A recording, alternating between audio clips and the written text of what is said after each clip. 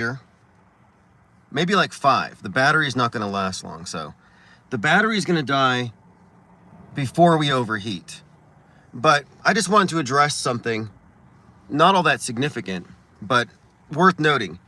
Someone had gotten into a conversation with another content creator about how he stopped listening to the IPS think tank because I am not a believer in chemtrails.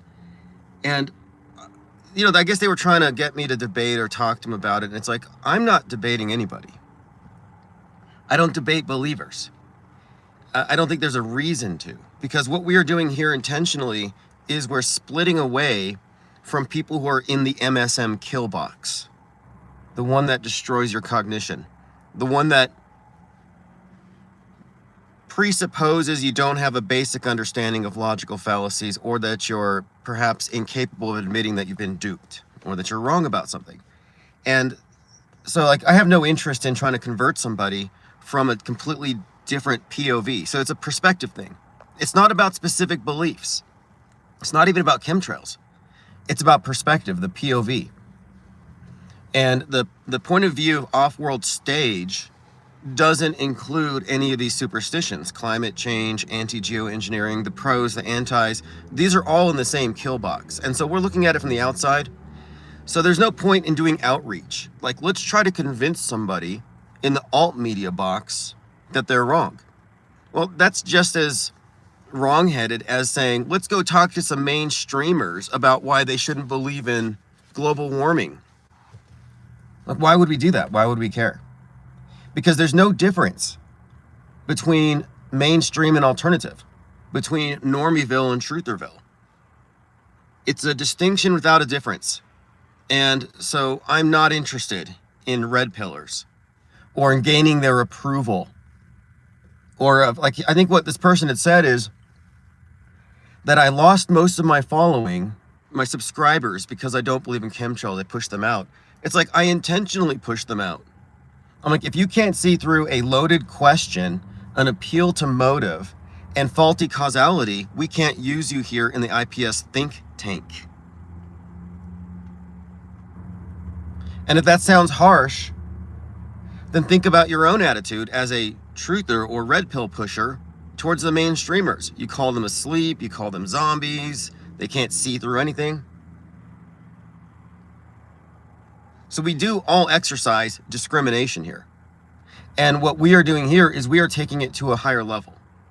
We are specifically discriminating against brainwashed mind controllables, the programmed. If you're still programmable, if you still have maids, we can't use you. You don't pass our test. So it's not like we're being rejected. We're rejecting them. Or rather, we're offering an open platform, but it's a little exclusive. And that exclusivity is not going to change. In fact, we're fine-tuning it. If you can't do Metascript deconstruct, if you don't even comprehend or rather recognize the existence of fake news and the cumulative effect, if you still think we're in a simulation, yeah, we don't have a lot of common ground, and that's fine. We're not seeking common ground. We're not seeking to build bridges into the kill box. We're burning the bridges. And when I say kill box, I'm referring to the world stage, where you're a target of endless propaganda and psyops, so you're so confused you can't tell real from fake. And this applies to truthers as much as it does the normies. In fact, the truthers, red pill woke, are even deeper in the matrix. They have even less discrimination because of this fake exit. You know, you can exit the matrix, come over here. No, you just got pulled into a subset. But anyway, just bringing it up, no, at no point am I interested in debating with people on the existence of a superstition. The burden of proof is on them, and it was never met. And that pertains to a lot of issues. If I prove something wrong or I debunk it, I'm doing them a favor. I'm doing it for our own purposes, but it was never on me to debunk something that never existed. If you are still stuck on chemtrails, it means that you have never debunked condensation trails. And if you've been studying this for 5+ years and you haven't done basic research into the opposition, that's intellectual laziness. If the best you can do is straw man the other side and you haven't built up a steel man and melted it down, then you haven't done due diligence. You haven't done your homework. What is your assessment actually worth? It's why I call these people propaganda mules. You're a mule chasing a rotten carrot, and you're loaded down with a bunch of enemy propaganda. It's cruelty to animals to make them do that. What's up, IFEPE? What's up, Watchdog, Junders, Duetslets, Peppy, and P Trippa 103. So I've got 8% left on my battery and a few more errands to run. But no, I just wanted to address this. We've got a lot going on this channel. I'm looking at a potential studio. I've never been more focused. And one of the reasons I haven't been as active on live streams is I'm preparing to publish a 300+ page manuscript, which outlines in the form of many essays in 5 different sections the philosophic model we're proposing here and the deconstruction of the world stage. It's like the handbook for the recently deprogrammed. And when we say we're deprogrammed, it's not pretentiousness. It's not a front. We're talking about the recognition of the program, which is a prerequisite to being deprogrammed. You have to see it to reject it. And if you can't see it, you're not rejecting it. And it's not a place you reach, like, oh, I'm deprogrammed. No, it's an ongoing process of confronting and discerning the lies. And the other day we were talking about that movie Weapons that I watched and how it had all these correlations to these shootings. Uvalde, Annunciation, and then the assault weapon ban. So we were talking about this, and I'm on Twitter and I'm seeing people saying, this means we're in a simulation. And it's like, okay, they scrambled your brains. If your reaction to the propaganda streams so synchronized that they're merging our fictional realities with our news realities, if you're not seeing the pattern here, that this is an ongoing thing, and you're not recognizing that this is man's propaganda manipulating man, if you still think that the universe is doing it, they've distracted you. Don't look at the man behind the curtain, right? Oh, simulation theory makes so much sense. No, it doesn't. It's the opposite of sense. It's the denial of your perceptions. It's actually pure subjectivism, solipsism. And it really raises the question, if you're going to argue that nothing is real, why do you even care about what news is real versus fake? It's kind of a strange thing. And that's why I push those people out. It's like, look, if you're going to be bringing into this conversation the idea that nothing is real, there are no facts, we should just embrace the ultimate in relativism, then that's not where we're at. This think tank is the only, and I mean this, the only objectivist think tank in the world, one, and two, it's the only one with an off-world stage perspective regarding media.